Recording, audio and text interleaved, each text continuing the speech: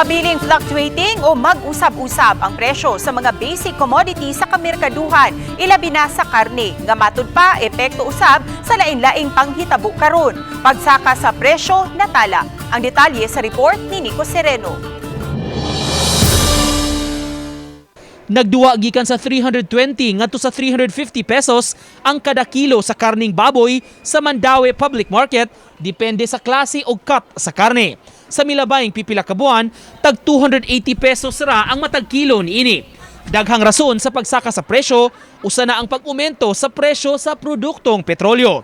Ingon man ang hulga sa African Swine Fever o ASF kay may mga restrictions pa sa laing lugar.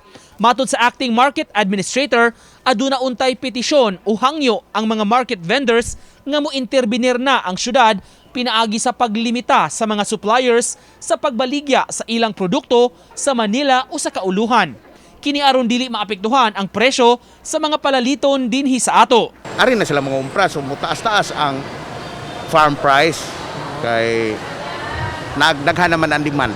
Apan lisod kuno kining ipatuman kay human sa ASF cases sa Luzon ug Mindanao ang sugbo na ang usa sa mga primary areas nga kakuhaan sa supply. Dili man na siya pwede pong di ta mo supply outside no kay as you know na affected man ang Luzon area o ang Mindanao area sa ASF. So while still repopulate na ilahang kuan mga kanang baboy, kita sad sa Visayas ang nagsupply.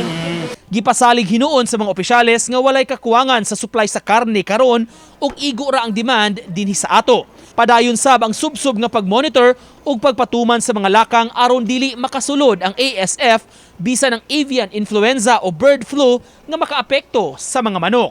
Muna mo cooperate jud tanan kay until ma-eradicate nato ang ASF, unstable jud kaayo tayo when it comes to meat, baboy, no? And also naapatay problema sa avian influenza. So far, wa man no ikuwang.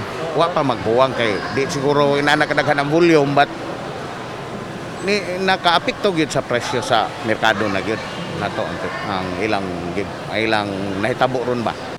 Uban ni Rod Prado, Nico Sereno, Balitang Bisdak.